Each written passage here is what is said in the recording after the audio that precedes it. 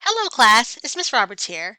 And today we're going to explore verbal and nonverbal communication in a business communication context. Let's begin. All right. So I noticed in this class, I've taught many of these concepts before. However, we are keeping this to a business communication, workplace, workforce, or corporate context. So if you have taken communication studies classes before, or are familiar with communication studies, you might find some of these terms more familiar. First, let's dive into verbal messages. We can categorize messages based on denotative and connotative meanings. Denotative meanings, that's when we interpret the words literally, and connotative meanings mean that we interpret the message based on our personal experiences. The book does a good job by using the word merger because with this denotative meaning, we mergers mean put together. However, the word merger has also meant to bring together two organizations. But when that process happens, sometimes people are let go, or people are laid off, or people are worried about being retained in this newly formed organization.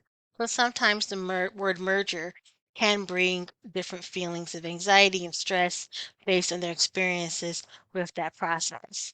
So think about some of the words that have traditional meanings and some of the words that have been used or the meanings have been changed in a business context.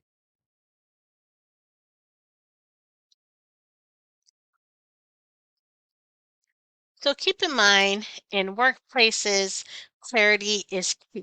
So you want to make sure to use precise words, use jargon carefully, and use concise messages. As communication studies majors or minors, or you may just be taking a class for your personal enrichment, when you are thinking about communicating in the workplace, you may be talking to several different publics. So, for example, you might be in charge of strategic communication, social media management, or public relations. So, you may be sending messages out to a mass audience.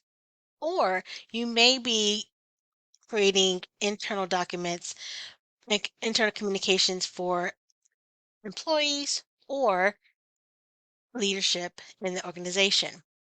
So making sure that you're clearing your messages and making sure you're saying exactly what you mean is very important. Let me move myself down here.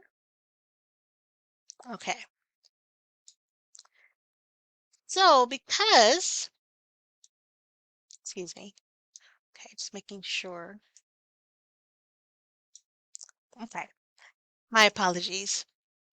Now I know why it's been freezing because when I move it, it freezes a little bit. So my apologies.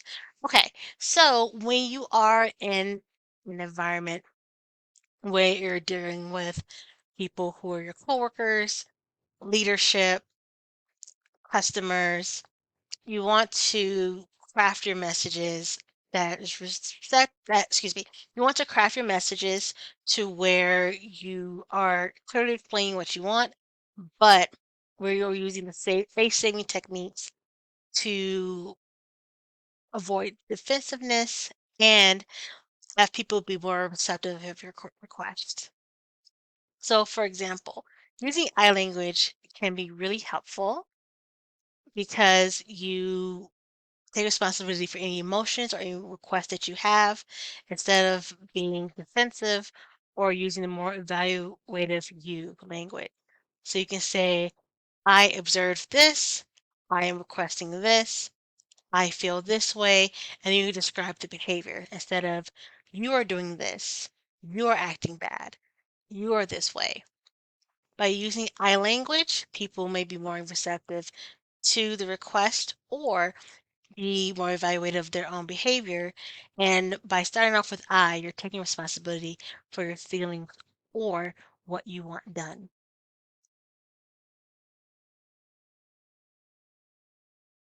You also want to think about how to support, excuse me, support people who you are leading and making sure that we approach messages and language from a problem orientation than from a controlling orientation.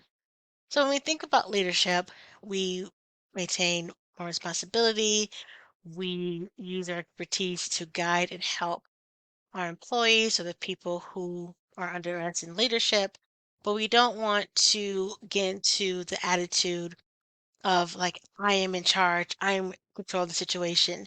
The people are there to do a job. So an effective leader draws upon the strengths of their team to get the task done. So being problem oriented or taking a problem orientation views the people that they are leading as contributors to the solutions instead of taking the controlling orientation by taking on the persona of like, I am in charge and I'm just going to tell people what to do. And they must do what I say because I know best, versus saying, I have a competent team. Yes, I'm leading this team, but let's draw upon our strengths to complete the task. So, in order to communicate more supportive verbal messages, let me move myself down here. We can do the following.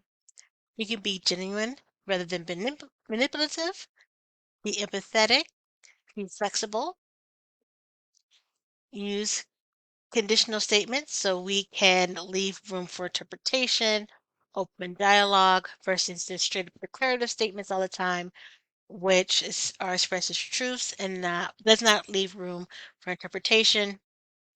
And you can present yourself as an equal rather than just being superior. Being in leadership means that you not only have the skills to lead your team to the goal of the task, but you know when to make those declarative statements or to, when to use authority to get the job going along versus not being super controlling, and you want to make sure that you allow your subordinates to do their jobs and trust them with those tasks.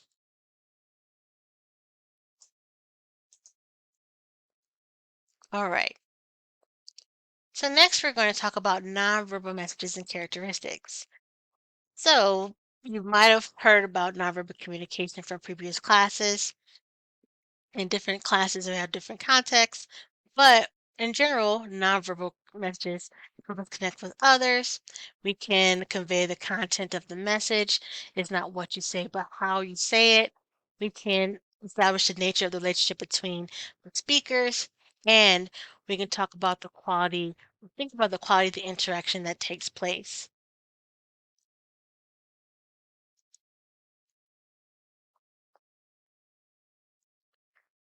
So, several characteristics of nonverbal communication. It helps us form relationships. It helps us express truths that we might not be saying verbally in the content of our messages, but our tone, paralanguage, and other nonverbal factors can help us convey our true meanings, even if we try to conceal them. And they are culture bound. Okay,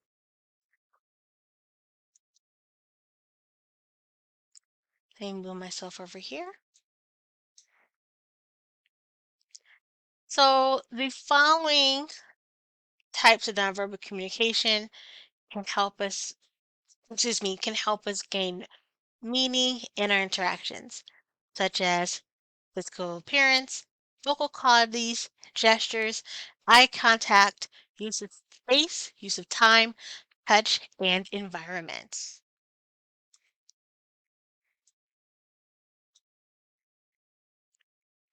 So physical appearance is based on how we dress, and we also want to make sure to adhere to any dress codes of the workplace. Our artifacts also are part of our appearance. So, for example, I like to wear headbands all the time, glasses, the type of purse we have. So, depending on the workplace and depending on the occupation, we have to be mindful of the artifacts that we use and our appearance in the workplace. So, for example, When I worked in social media management, when I worked in the agencies in LA, I would dress more formally because that's what the office required of me. As an instructor, I dress a little bit more informally, but I still have to be mindful of appearance and I have to be mindful that, hey, this is at the job versus at a place of leisure, such as the movies. Now, I pose this question to my class all the time. As an instructor, if I came to class with Hello Kitty pajamas, like the full sleeve pajamas, top and bottoms, what would you think? And sometimes people are like, hey, I'll be okay with it. But some people will be like, oh, that's not professional. You might have woken up late. And I pose that question because I would be the same instructor. I would have the same content to show them. But because I chose to wear, in this hypothetical example, I chose to wear Hello Kitty pajamas, then the perception of me changes. So just being aware of that is helpful. But of course, do research and use your company's dress code and just look around your office space as well for guidance.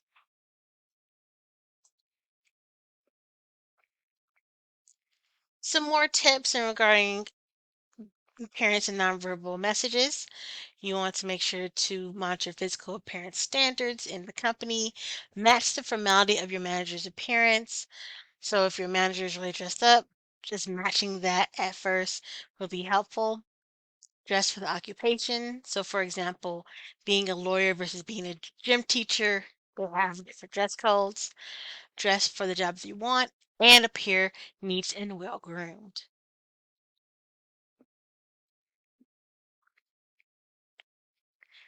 Next, we have vocalics and paralanguage.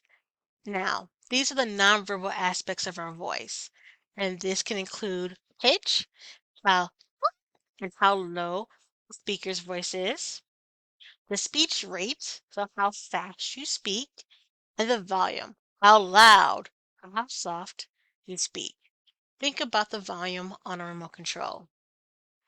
Now, these verbal messages or the paralanguage can help, the verbal messages themselves or the content of the verbal messages say what we mean, and the vocalics and paralanguage add tone.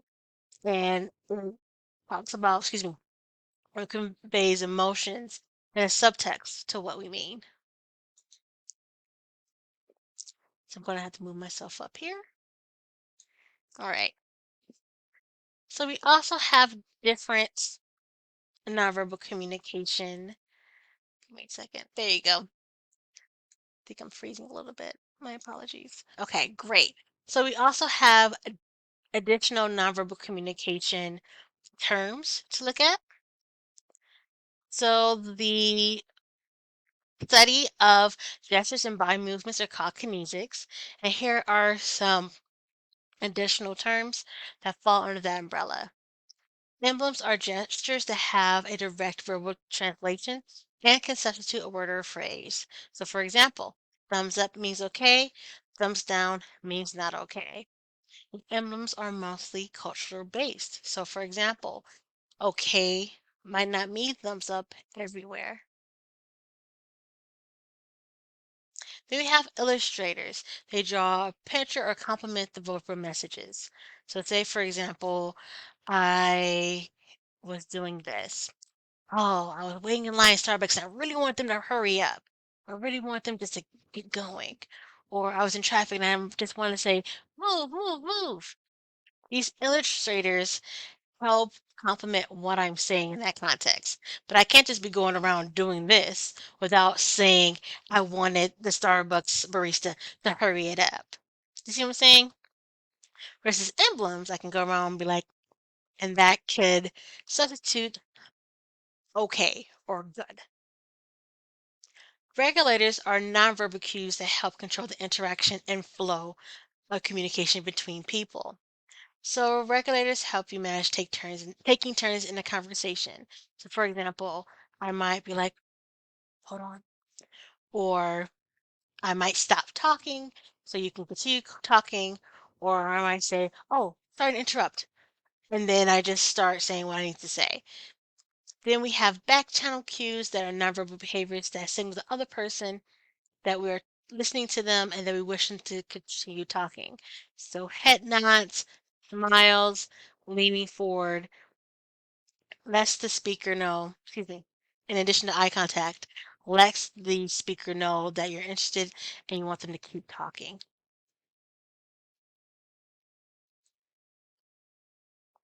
Okay, move stuff down here.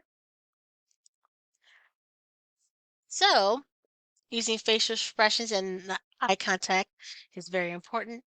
And because we're talking about basic communication, we must address having to hide or mask one's feelings and save face in the workplace. So, for example, in this country, in this culture, emotions aren't necessarily looked favorably favorably in the office space. You are required to keep cool head and calm demeanor at all times.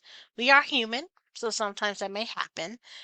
But when we think about credibility, when we think about what we think of as professional, masking feelings are a part of that. Now, it might be situations where, say, someone is a therapist, a psychologist, where they have to mask their own feelings, but the person they're serving can say their or can express their feelings freely. Or if you've worked in the service industry, you might have felt this because the customer might be complaining, but you have to maintain your composure, not only to save face for yourself, but to be a representative of your organization. So, direct eye contact, emotional calmness is an effective way or non-verbally conveys that you're an effective leader. Okay. So next we're going to talk about space. So space and maintaining space and respecting space is very important in the workplace. So for example, space is also cultural. So being mindful of the cultural norms and cultural rules, not only the organizational culture, but the culture at large. Because what you can do here in America might not fly in Britain or in China or Japan or Australia or others. So there's four spatial zones in the study of proxemics. So it's the study of distance. So being close and being able to touch someone, if some is a very close distance and is reserved for those whom we know very well. So you want to make sure to not be in their own personal space or personal bubble. When you cross that personal space or personal bubble, quick fact is usually the arm span. So in class, what I usually do is I stand on one side of the room and then I have another person stand on the other side of the room and they come closer. Never close, oh, excuse me, I walk closer, but never close enough to pop that particular intimate space bubble. But I come close and I ask them, is this a good distance? Is this a good distance? But I always stop right before getting to that space. But I do that to demonstrate, hey, here are what the zones are and what does it mean? So you want to make sure that you're not in that personal space bubble. So during that particular activity, I am viewed cleaning out my arms. So in my head, I'm measuring my arm span versus their arm span. So for instance, if it's a taller person, I allow myself more space in that demonstration because their personal bubble is going to be different than mine just because I'm 5'3" with very short T-Rex arms. But then you have personal space. So in the personal space is the comfort zone, and that's where we have conversations and friends and family. So you're not like right up on each other, but you have a really good distance, a really good space with people that you know personally. So it's not the space where you touch, but you're pretty much close by. Then we have the social zone. So these are for more formal groups, professional relationships. It's about 4 to 12 feet away from the person. Then public space is just that. It's about 12 feet away from our personal space and personal bubbles. Say when if you're walking in the mall or walking on campus, people are usually spread far apart as long as they're not enclosed in a hallway or an elevator.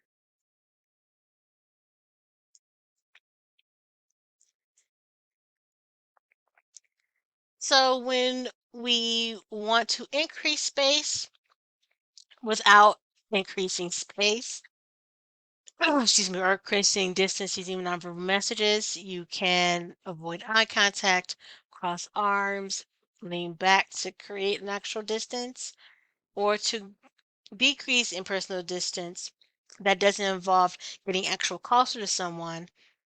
You can turn your body to them, maintain eye contact, lean slightly forward, and that's how you can use proxemics and nonverbal communication together. Are we increasing that interpersonal distance or decreasing that personal distance without physically moving?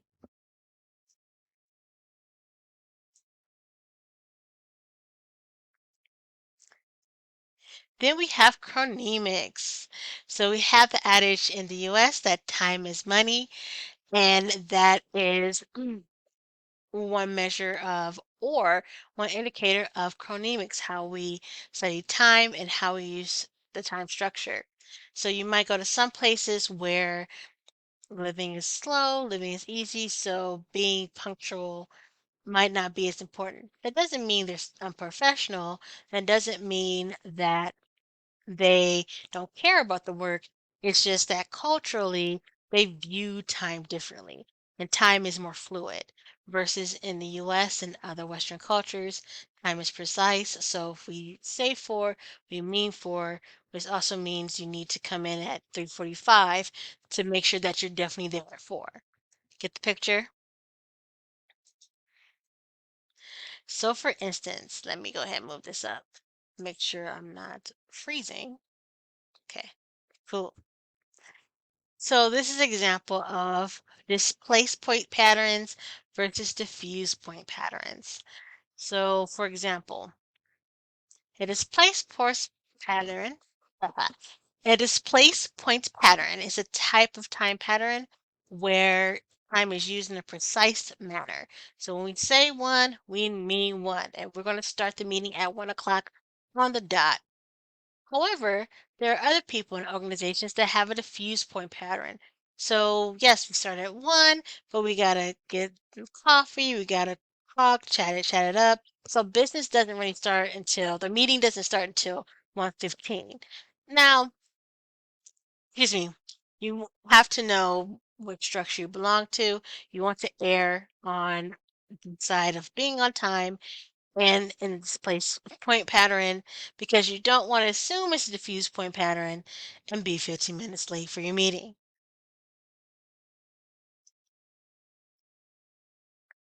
Okay, let me move myself up here. Ooh, I'm frozen again. Okay, cool. Hold on. There I go. Okay, cool. Sorry about that, everybody. When I moved my screen, this freezes a little bit. My apologies. So next we're going to talk about the study of haptics, which is study of touch. So we have cultures that are high contact and low contact. So in high contact, touching, hugs, high fives, more commonplace. Low contact culture, touching is uncommon. So you want to make sure that you adhere to the cultural standards of where you're working. Leaders should limit their touching and prefers polite touch. So, for example, handshakes when greeting someone is a polite, formal touch. So don't hug everybody. Handshakes. Then we also have our physical environment. So our physical environment says something about us. So for example, we have different configurations in the office. We have cubicles. small modular office that lacks floor to ceiling walls. We might have been in cubicles before. Then we also have the people in their main offices that conveys the status in the organization. They have their own space to conduct business. Then you also have gatekeepers within the organization, the executive assistants or the assistants to people in charge, so they can flow what information gets in and what information does not. All right, so let me go ahead and go to full screen. Thank you so much for joining me tonight. Excuse me. If you have any questions, let me know as always. Have a great night, and I'll talk to you soon. Alrighty, bye everyone.